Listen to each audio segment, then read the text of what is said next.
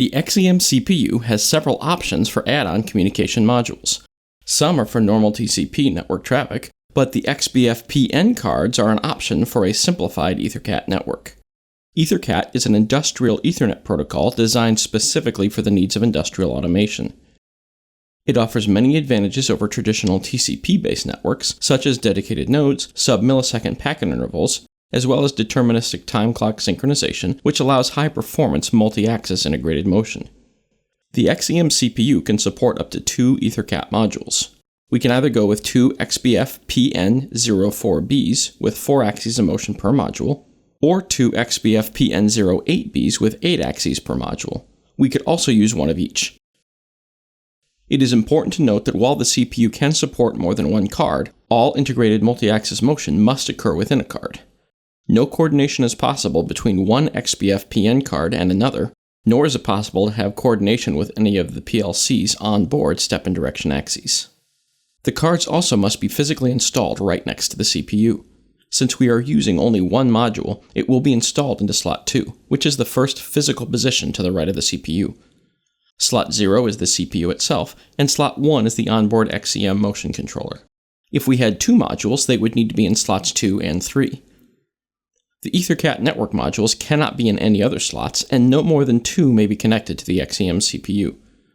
For the physical network, the EtherCAT protocol supports numerous architectures. However, the XGB PLC can only be deployed in a linear EtherCAT network. In our example, we will be connecting 3 IX7 series EtherCAT drives up to an XGB EtherCAT positioning module. We will connect an Ethernet cable from the positioning module to the in port of the first drive in line.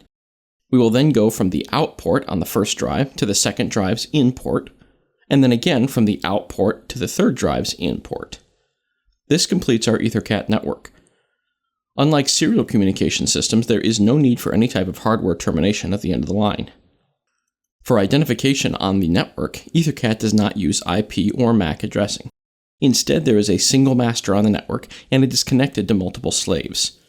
Each slave has its own unique node number. Most slave devices will have a way to select what the node address will be. In the case of the IX7 drive, there are 2 small rotary switches used to select a node number. It can be anything from 0 to 97. 98 and 99 are reserved for using the IX7 as a Modbus TCP-controlled servo. If you set the switch to 0, it will allow the node address to be assigned by the master. We could leave all 3 drives in our network set to 0, and they will automatically be assigned to node 1 for the first drive, node 2 for the second, and node 3 for the third, based on their connection order. XBF-PN04B supports node numbers 1 through 4, and XBF-PN08B supports node numbers 1 through 8. This allows the network to be a little easier to set up. However, it is important to note that it also would be easy to reconnect the drives in the wrong order. This could lead to commands being sent to the wrong physical axis from the controller, as the node is how the master identifies each axis. With the switches at 0, the node address follows the Ethernet cable connection order only. In many motion applications, sending motion commands to the wrong axis can be very dangerous to personnel or machinery, so please be cautious when leaving the switches at 0. Now we have our EtherCAT master physically connected to each of our 3 nodes and are ready to configure an EtherCAT project.